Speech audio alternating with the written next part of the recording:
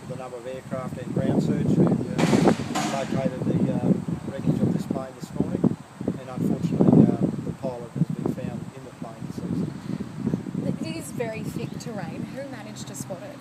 Yeah, my understanding was that the planes have searched from the air, have located it. We were concentrating on the last known information we had that the transponder activated on, and a search coordinates in the near vicinity of that, and as a direct result of that the searchers have located the wreckage. How much ground did they cover yesterday before? Taylor ground, I'm not able to provide you advice on that, but suffice to say yesterday the hotspot area again was west of the Beerburrum Twin Peaks, and that was where the transponder was last located. And our search cordon was around that hotspot area. And, yesterday, from about 2:30 onwards, we were searching through until last light, and again this morning concentrated back in those areas and located the wreckage. How many aircraft? This morning there was 12 helos, one fixed wing.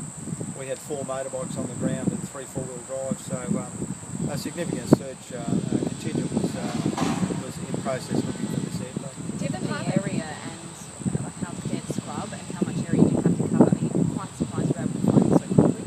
Oh look, we with these sort of situations you've got to concentrate on the knowns. The knowns were that the transponder went off in a particular location.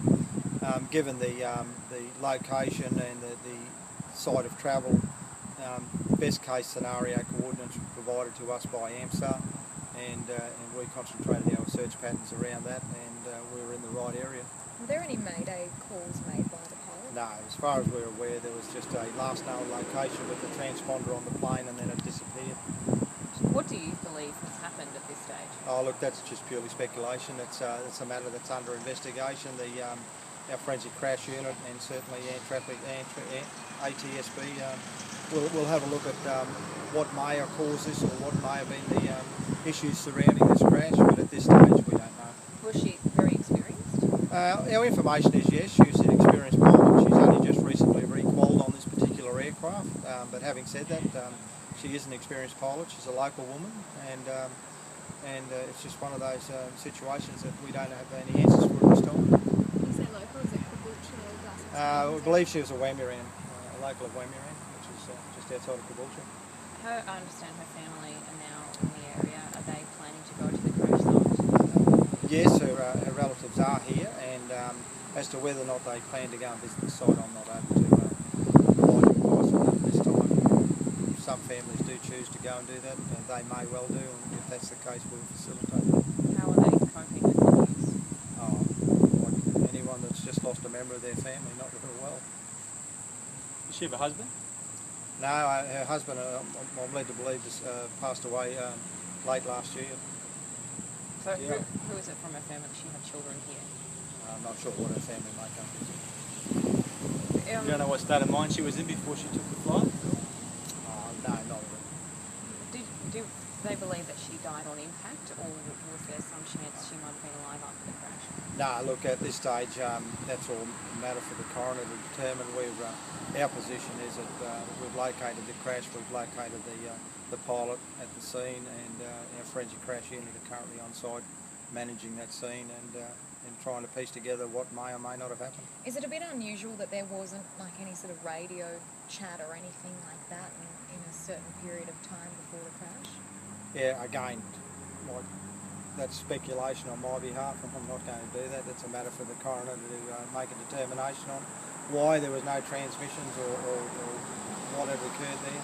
I don't know, and certainly those things will all be questions that will be asked in terms of the investigation and as to what went on and why it went on. Is it purely incidental, I suppose? Sort of 4 or 5 months ago we had a very similar sort of incident in another light aircraft crash.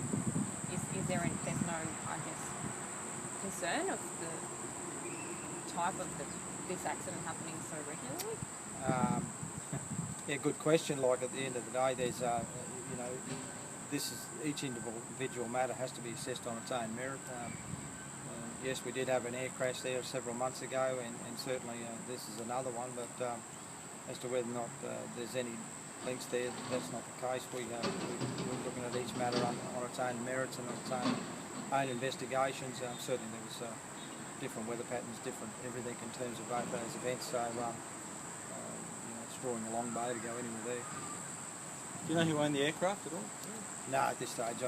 The aircraft was hired from Caboolture, and that's about all where it was from. And what happens now? Just Yeah, we'll, as I said, our forensic crash unit are there, our scenes of crime are there, and they will take footage of the wreckage, and certainly we'll remove the pilot from the wreckage, and they'll do the necessary investigative capabilities on the ground, try and get some scope around what's happened there and as to how this has occurred. How old was she, Terry? I believe she's a 56-year-old.